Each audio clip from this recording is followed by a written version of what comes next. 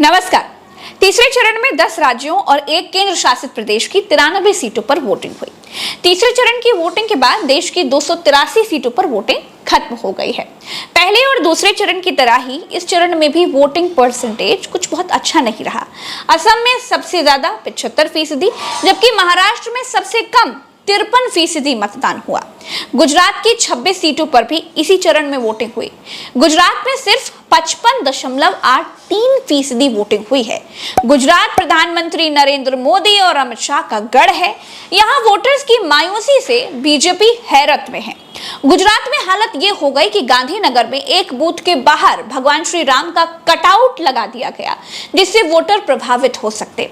भगवान के नाम पर वोटिंग कराने का विकल्प खोजा गया, लेकिन चुनाव आयोग सोता रहा।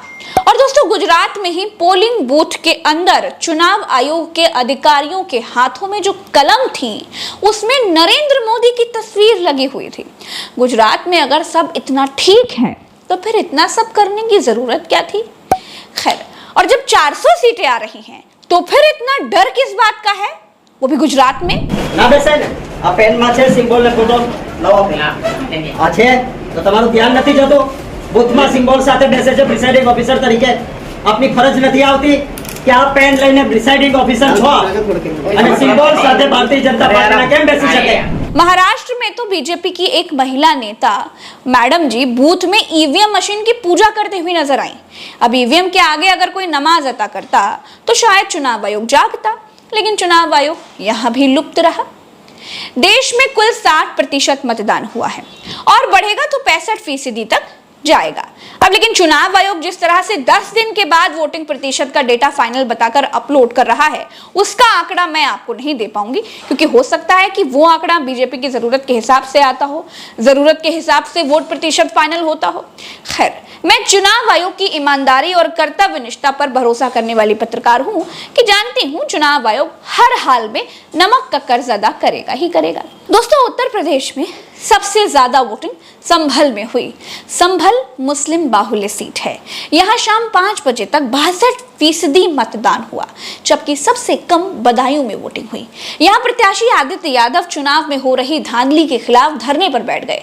उत्तर प्रदेश में कुल वोटिंग 5 बजे तक 55% हुई। यूपी में 10 सीटों पर हुई वोटिंग में पार्टियों से ज्यादा तो पुलिस लड़ती नजर आई। पुलिस की सारी भिड़ंत विपक्ष के प्रत्याशियों से होती रही। बदायूं में यहां तक आरोप लग गए कि पुलिस ने विपक्ष के प्रत्याशियों की पर्चियों में पानी डाल दिया। मैनपुरी, बदायूं और संभल, ये वो 3 सीटें थी जहां सबसे ज्यादा शिकायतें आई। मैनपुरी में अलग अलग बूथों पर बूथ कैप्चरिंग की शिकायतें विपक्ष की तरफ से की गई। कई सपा के बूथ एजेंटों को भगाने की भी खबरें आई। दोस्तों, फिरोजाबाद में करीब 42 फर्जी वोटर्स पकड़े गए। संभल में सबसे ज्यादा शिकायतें आई हैं। यहाँ मुस्लिम महिलाओं के पास आधार कार्ड होने के बावजूद उन्हें वोट डालने से रोका गया। ये आधार कार्ड नकली बता रहे हैं। हम सुबह से आए हैं, अभी आए हैं घर का काम निपटा के, तो हमें अंदर ही नहीं आने दे रहे। जब वोट हमें डालने कितने हो सका हमें नकली हुए हैं, ये वोट नकली आ गए हैं। अपना काम छोड़ के आ रहे हैं। चलो अरे दिखवा दो सारे प्रूफ हमारे पास, सारे प्रूफ 50 और दिन उन्हें वापस कर दी दिखा के। अच्छा, क्या कह रहे हैं ये? कह रहे हैं नकली है, नकली बता रहे हैं। आधार कार्ड दिखाना। लो, ये कह रहे नकली है। हमारा राशन कार्ड भी आएगा। चलो आधार कार्ड खत्म कर दिया, पहचान 50 इन्होंने 50 वोट से वहां से भगा दी। संभल में ही सपा के प्रत्याशी जियाउर रहमान बर्क और उनके पिता की पुलिस से झड़प हो गई।